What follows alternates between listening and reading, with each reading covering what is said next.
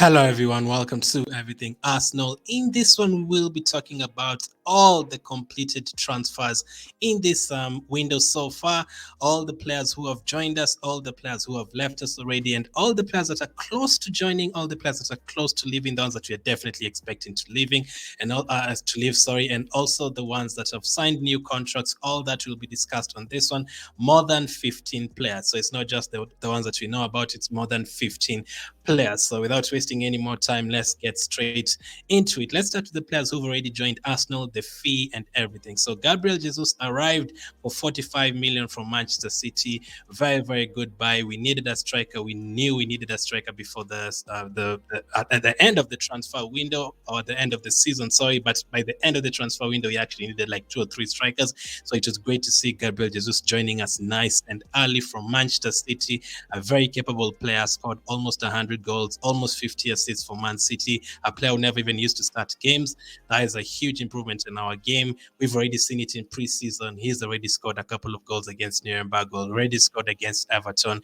We know he's going to add more goals. I mean, it's not hard to improve from what Lacazette delivered last season, only 4 goals, and I think 2 of them were penalties. So we do expect Jesus to score more goals than that. Personally, I'm going for him to score more than 15 goals in the Premier League. I think he will get opportunities. We never saw him starting even 6-7 games in a row at City. I think at Arsenal, we'll definitely see him starting all those games in a row. And I think if we can give him 30 to 33 games out of the 38 in the Premier League, he will definitely score 15 goals for you at least and get a lot of assists, 7 to 8 assists for your team. So Gabriel Jesus was the first player to arrive. A really, really good signing for me. Some people are not happy with this one, saying he was only a bench player at Man City, but Manchester City, if you're a player at Man City, there's no guarantee you're going to start whoever you are. So he was up against the likes of Aguero, and he still did well even from the bench. Still did very well. So super excited to see how he does. He's definitely going to be our first choice striker. He is our number 9 now, our new number 9. Cannot wait to see him getting started in the Premier League. That was our first. Our most expensive signing so far. The second signing, Fabio Vieira from FC Porto. This one came as a surprise. Like, we didn't know anything about this player, and then a couple of days, like into, was it like June or something, we had that Arsenal were talking to Fabio Vieira, and Fabio Vieira was traveling to England for a medical. That came from nowhere. Within a couple of days, he was already doing his medical. He had already completed that transfer, and we completed that 31.5 million move for him from FC Porto. He's an attacking midfielder. He can play as left wing as well. He has played as a false 9 for his club, FC Porto. He's played in the under-21s for Portugal. He's already finished as the best player in that tournament. He did very, very well for FC Porto last season in terms of especially assists. He did very, very well. So cannot wait to see him getting started. At the moment, he's currently injured. We have not seen him in any preseason game, but I am sure next season we will definitely see him, or even before the season starts, maybe even like the Sevilla game. I think he will be available for the Sevilla game. So let's see how he does. He was actually wearing a protective foot when you joined the Arsenal training camp like a week ago. So he's not yet recovered from that fully. He's not wearing the protective boot anymore, but it's very, very good signing. He's going to add into our assists, to our creation in terms of goals and all that forward line. Odegaard has that position at the moment, so we're not sure if Fabio Vieira is only going to get the Europa League and the Carabao Cup, or is he going to be starting on the left side? That is what we need to see. That will be very, very interesting. The other thing about him, people have been saying he doesn't look that strong, but let's see. We can just judge him from one picture. Let's just see how he does for us when he gets started.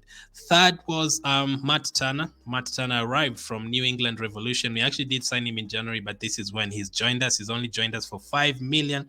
A backup goalkeeper.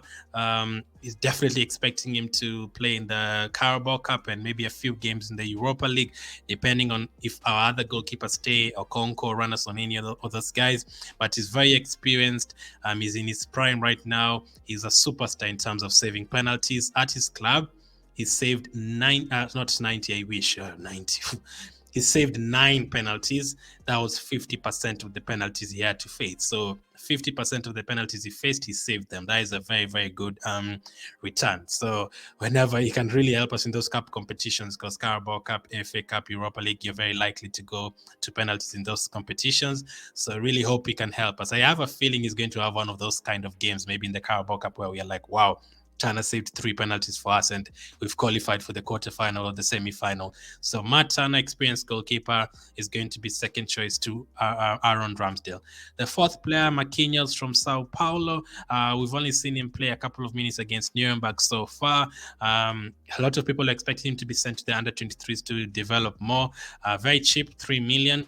But he's very capable, especially if we sell Pepe. There's been a lot of talks of selling Pepe. That means Saka and Marquinhos are the right wingers that we have. He plays really, really well on the right wing for Sao Paulo, but obviously Brazilian League and English League is very, very different. But when he was joining, we were comparing him to Martinelli. A lot of articles were comparing him to Martinelli because Martinelli also came from like the 4th division in Brazil, and actually this guy is coming from the best league in Brazil. So Martinelli coming from the 4th league, you see what he's doing right now for Arsenal. Marquinhos coming from a more experienced setup, so he could end up being like him. But I actually did a video on him talking about who he actually is and his life story. So if you're watching this on YouTube, I'll link it up in the YouTube card right now. Marquinhos, I'm hoping we see him before the season starts, and then we'll probably see him more in the Carabao Cup and Europa League in those competitions, depending on whether Pepe starts. The next one we are going to talk about is Alexander Zinchenko. This one is very, very close to being done. By the time you watch this video, it could already be done. We are actually paying 30 million plus 2 million add-ons for him. The second player we are getting from Manchester City. You cannot complain about that. He can play in several positions for us. He can play as a left back. He can play as a central midfielder. His medical is due very, very soon. He might not be available for the game against Orlando City, but he should be available for the game against Chelsea. I'll look more into his injury record, but I don't think he gets injured that much. That's something we really need because Tierney at that left side gets injured a lot. Partey in the midfield, he gets injured a lot. So for me, Zinchenko is a really, really good buy. And for 32 million, really, really decent. Who knew we'd get 2 players from Man City in the same transfer window? So this one is not done yet at the time of recording, but by the time you watch it, it should be done already. Zinchenko to Arsenal. Very experienced. He's heading into his prime. Around, I think he's 26 now, heading into his prime. He still has a good 5-6 years ahead of him. He has that experience. He's a winner. He's won everything with Man City. Okay, apart from the Champions League, but every like Premier League, FA Cup, Carabao Cup, he's won a lot of those. So he's very experienced. He's a winner. He's a leader. He captains his country. So he knows what he's doing. So it's going to be interesting to see where he plays for us. Is he going to be midfield? Is he going to be as a left back? Once again, I did a video on him talking about the 6 positions he can play. The link will be in the description and also in the YouTube card right now. So those are the players who've joined us. Let's keep going. The next one is a player who's returning, but it's almost like a new player, Saliba. We signed him in 2019, back when we had Unai Emery. He's been out on loan 3 times at Saint Etienne. We loaned him out to Nice. We loaned him out to Marseille. But as of now, he's back. He's already figured for us against Everton, and he looked very, very comfortable. It's going to be a big season for him. I cannot wait to see what Arteta does between him and Ben White. Who's going to play, who's going to be on the bench is something that I'm really, really, really looking forward to. He's also very decent age, not yet at his prime yet. He's already playing for France. Going to see whether he's going to be picked for the World Cup. I'm sure he wants to go to the World Cup, but he has to get some minutes for Arsenal to go there. But Arteta did say no one is guaranteed minutes at Arsenal, so it could be Ben White to start, it could be Saliba, it could be both of them, but I think Gabriel will definitely start, but we might definitely see all of them playing together. Again, if you want to see a video on that, the link is in the description. Next up, new contract. NENY signed a new contract at the end of last season, so he's going to be here for another couple of years.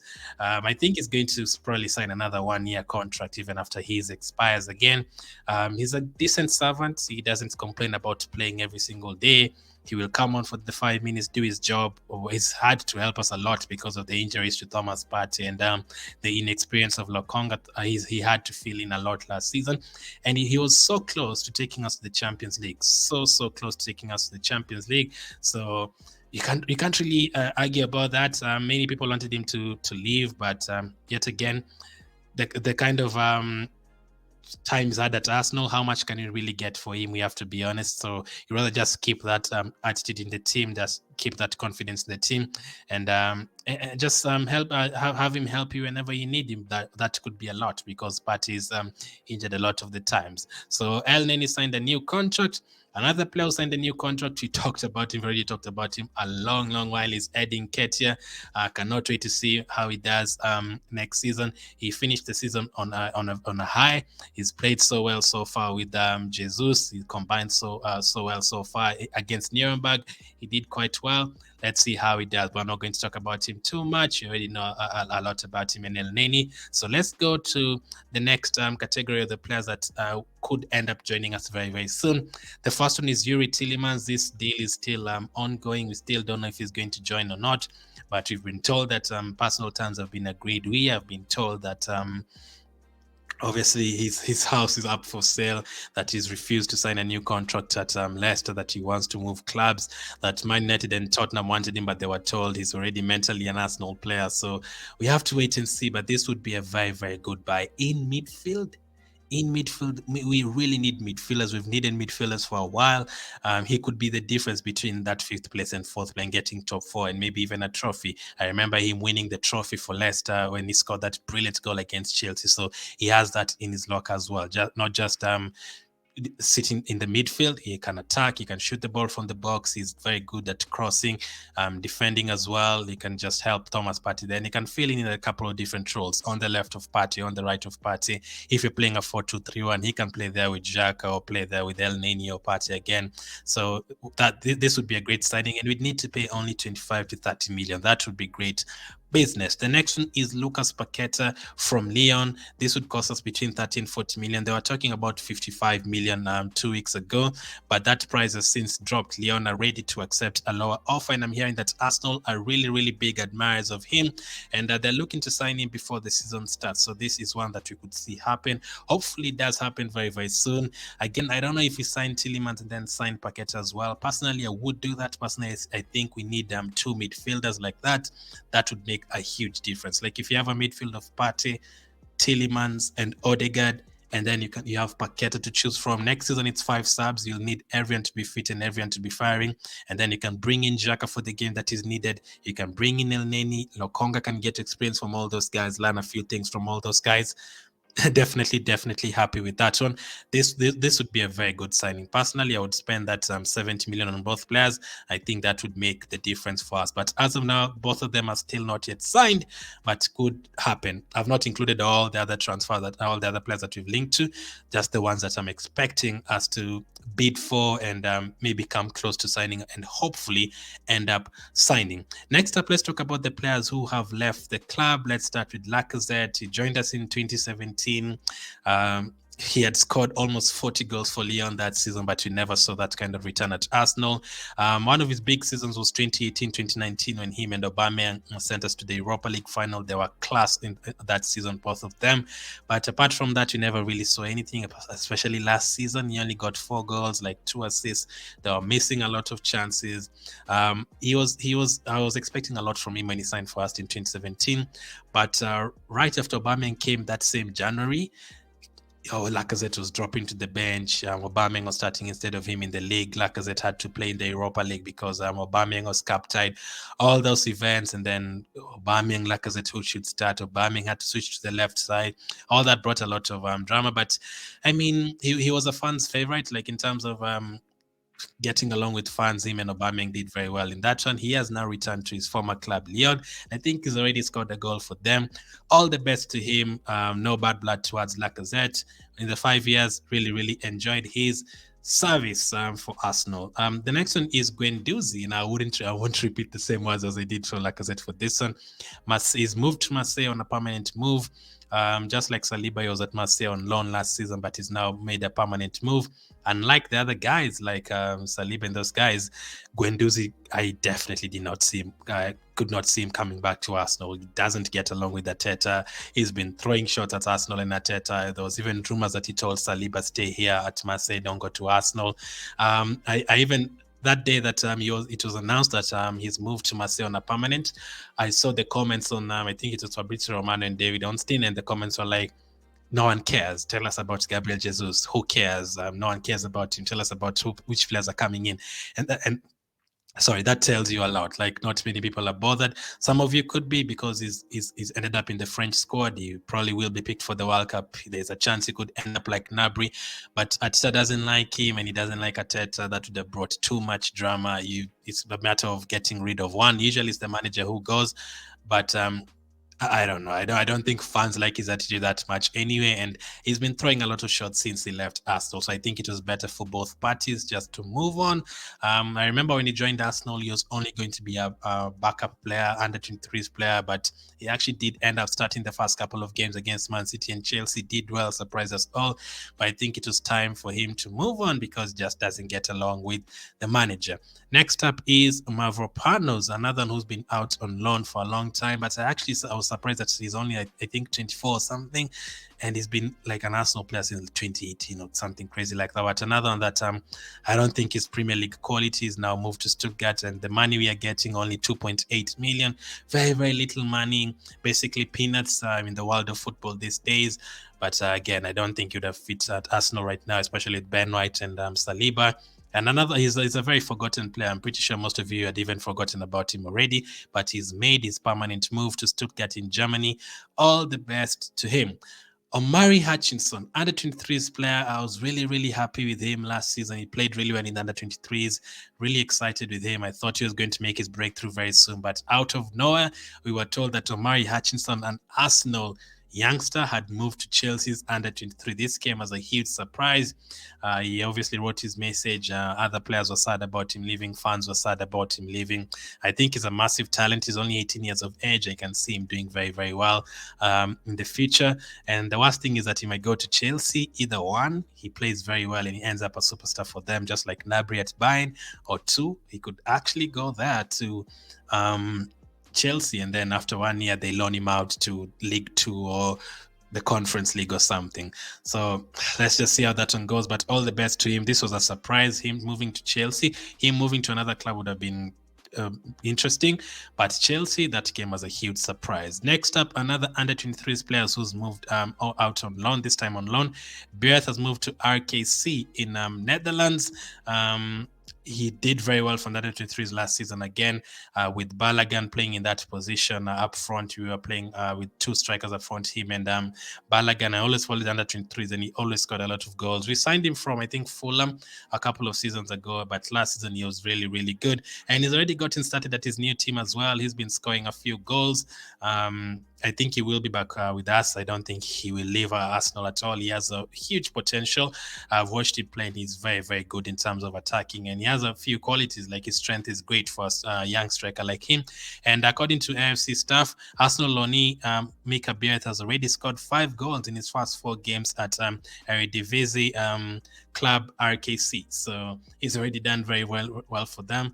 All the best to him. This could be like the Aziz deal where we sent him out on loan and then he came back in January. We could see this if we have any emergencies, but I think he needs a full season there. All the best to him, but losing him from the under 23s team, that will be a hit, just like Balogun as well and Hutchinson. We'll have to get a few other players and a few other youngsters going. The next player is another youngster, OMAR REKIK. He's moved on to SPARTA Rotterdam on loan, another Dutch team. All the best to him.